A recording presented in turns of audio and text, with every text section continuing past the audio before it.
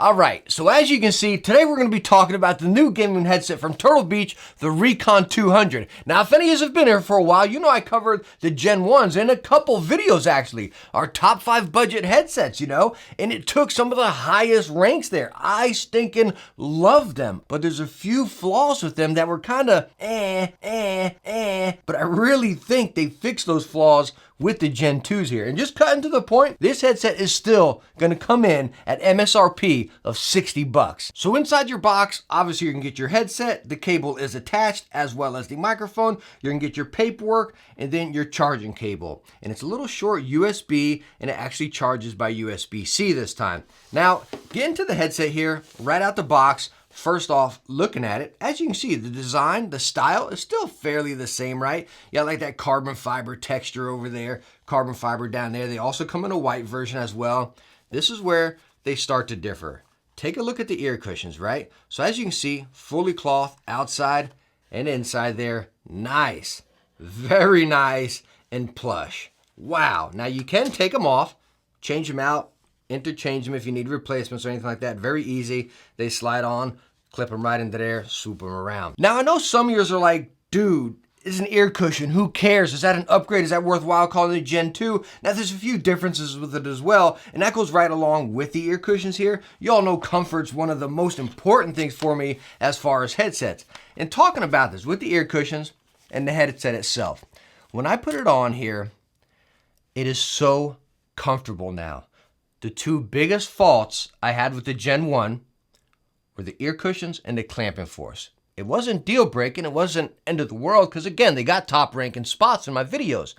Your ears got hot in there. The ear cushions were not as plush as I would prefer, still passable though, but the worst thing, at least for my head, was the clamping force. They were tight, they were really tight. These guys, I'm not getting that.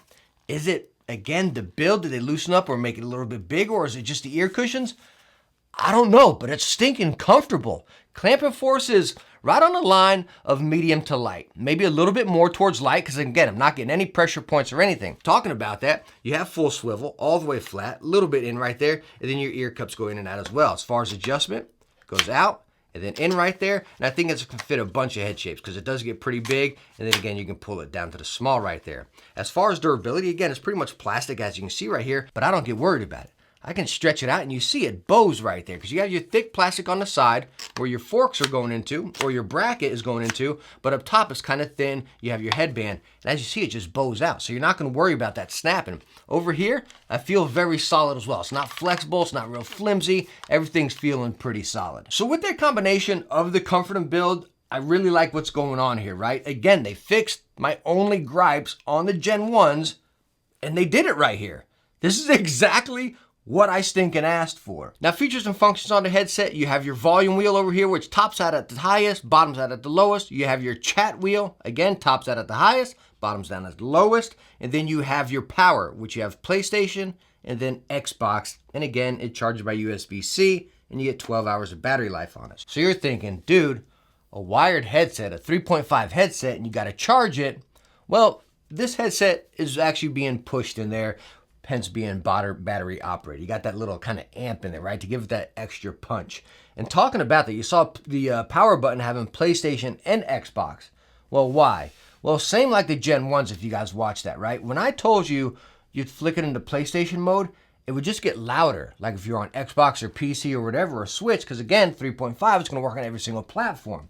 You get the same situation right here. When you flick it up into PlayStation, it just gets a pinch louder. It's noticeable, but it gets louder than when in Xbox. And again, it doesn't matter because it's 3.5. So if you're on Xbox, put it in PlayStation mode. If you're on Switch, put it in PlayStation mode, and it'll just get louder if you want it to be louder, because these guys get loud. Because again, they're being pushed, they're battery powered and everything, so you're getting that extra oomph out of them.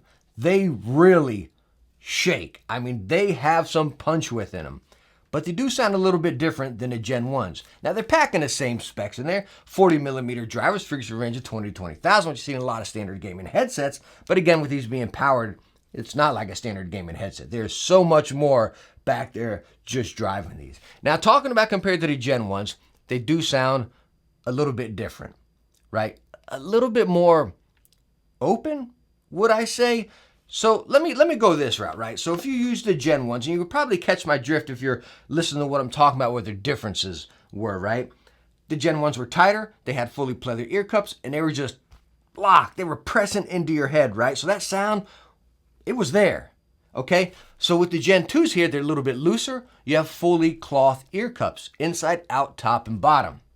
So some of that sound is going to escape out right there. So it's just going to breathe a little bit more. Is that a good thing or a bad thing? I say a good thing, because again, it just balances out the sound a bit more. Again, I'm going to say it over and over. These things are being pushed, right? Being battery powered and everything, kind of like an amp in your headset. So you're getting more bass, you're getting more sound in general, and it's not all just locked right here, kind of trying to overpower everybody, each little sound, right? Because again, you just got 40 millimeter drives for each range 2020. Nothing crazy, nothing fancy. Again, standard gaming headset, but with it able to escape a little bit right there, the bass really gets to sit there and perform rather than the bass sitting there and kind of overpowering everything else. It was never muddy or anything like that, nothing overdone, but the bass was there, right? That if you're in a gunfight and you got grenades and guns going off, that was there. You're not going to hear any footsteps, you know?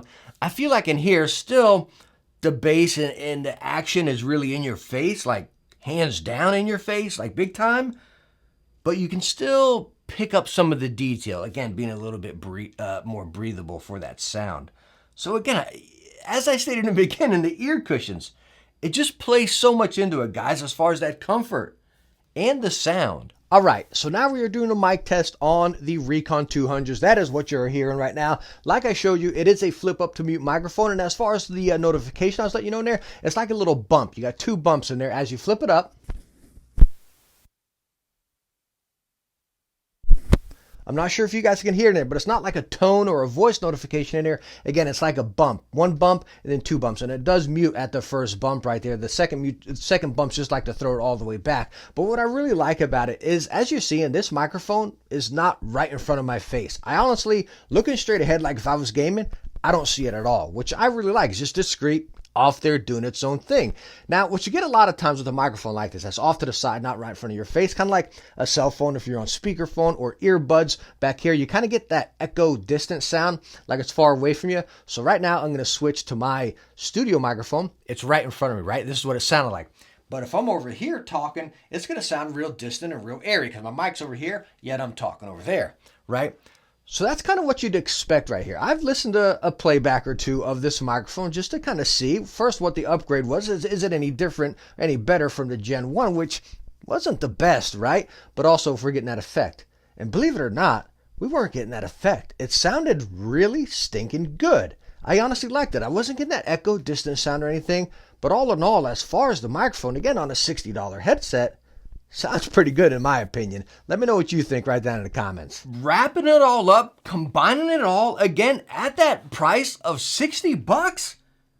I mean, what more do you want? Solid build, solid comfort, great mic, awesome punchy sound, works on every stinking platform, and again, you're not breaking the bank. I love it. I absolutely love it. I think they did everything right from the Gen 1s to the Gen 2s. Again, sorry I referenced it so much in this video, but I think a lot of people would be curious. What the heck is making this a Gen 2? Should I upgrade? Is it worth getting these? Or should I go with the Gen 1s if they're on sale or something? I say go with the Gen 2s.